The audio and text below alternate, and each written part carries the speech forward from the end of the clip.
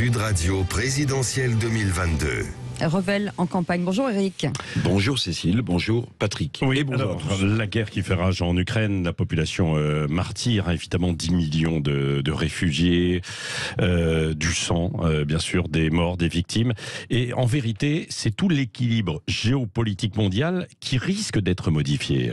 Qui va être modifié. On n'y prête pas encore garde, Patrick, parce que la guerre en Ukraine occupe évidemment tout l'espace médiatique et ravage, comme vous l'avez dit, la population de ce pays. Mais les bouleversements géopolitiques incalculables vont être considérables. Par exemple, le réarmement de la planète, le nouveau visage de l'OTAN, la question de l'indépendance stratégique de l'Europe, la place de la Chine face aux États-Unis, toutes ces problématiques, sans oublier l'Inde, mais aussi le sort des pays les plus pauvres, menacés d'émeutes de la faim depuis l'agression russe en Ukraine. Toutes ces problématiques vont être modifiées considérablement. Les équilibres géopolitiques planétaires vont changer. Oui. Est-ce que l'Europe va progresser en matière de défense commune et d'indépendance stratégique vis-à-vis de l'OTAN ? Alors on va commencer par ce sujet. Vous avez peut-être noté que le ministre russe des Affaires étrangères, Lavrov, pour sans doute des raisons tactiques, a salué la volonté d'Emmanuel Macron de tenter d'amorcer une Europe plus indépendante de la tutelle otanienne, donc américaine. L'Europe qui progresse, dit-on, par crise, ira-t-elle jusqu'à faire un pas de géant en direction d'une Europe de la défense? Une Europe de la défense qui balbutie depuis le premier défilé, le 14 juillet 1984, de l'Eurocorps, l'embryon d'armée européenne. Depuis, on a lancé le fameux A400M, l'Airbus de transport militaire, mais tout ça est un peu balbutiant et chaotique. Donc, une Europe de la défense face au ravage en Ukraine, à voir. Oui, c'est ça. Il y a la Chine aussi. Alors, parce que elle veut devenir la première puissance économique mondiale. Là, ses plans sont un peu contrecarrés, évidemment, par l'agression russe. Ça peut durer combien de temps, ça ? Alors, rappelons-nous quand même que la Chine a été mise en garde par Washington, par Joe Biden, il y a quelques jours, sur son éventuelle aide à la Russie, implication dans le conflit.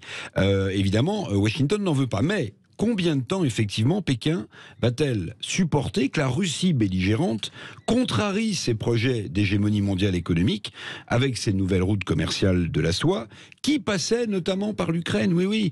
Toute la stratégie économique chinoise, par la route, par le rail, mais aussi portuaire, par Odessa, par exemple, en Ukraine, s'en trouve modifiée.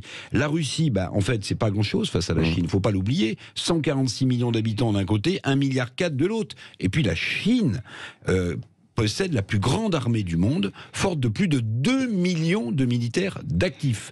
Donc la Chine ne veut pas que la Russie l'empêche de développer ses routes de la soie et de briguer la première place économique mondiale. Oui, et puis il y a un autre point, c'est la menace d'un retour de la guerre froide entre finalement les deux blocs qui ne sont plus des blocs, mais les États-Unis et la Russie.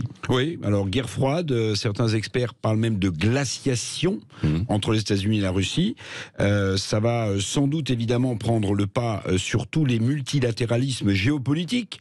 Ce nouveau face-à-face russo-américain, comme à l'époque d'ailleurs de l'Union soviétique, ça redessinera les zones d'influence des superpuissances, sauf que au XXIe siècle, dans le jeu, dans le concert surarmé de la géopolitique mondiale, il y a aussi maintenant la Chine et l'Inde, par exemple. Oui, c'est ça. Et puis, que vont devenir les pays les plus pauvres? Ce qu'on a évoqué ce matin avec Lydia Guirous, parce qu'ils sont menacés d'émeutes de la fin depuis que le grenier à blé ukrainien est menacé. Oui, alors il y a la désorganisation totale en matière d'énergie pour les pays riches, mais il y a surtout, vous avez raison, avec cette guerre en Ukraine, la déstabilisation de l'approvisionnement en céréales des pays qui déjà sont en équilibre alimentaire instable. Quels seront les impacts des émeutes de la faim qu'on nous prédit? On verra, le pire n'est jamais certain, du réchauffement climatique sur les pouvoirs en place de ces pays pauvres, mais aussi sur les flux migratoires. Le bouleversement géopolitique, je vous l'ai dit en commençant, de cette guerre en Ukraine va être considérable et total. Vous vous souvenez sans doute qu'on s'était dit tous ensemble que la crise sanitaire de la Covid-19 laisserait la place au monde d'après, à un nouveau monde. En réalité, c'est sans doute et à coup sûr la guerre d'Ukraine qui va nous faire plonger dans un nouveau monde plus dangereux et plus incertain que jamais.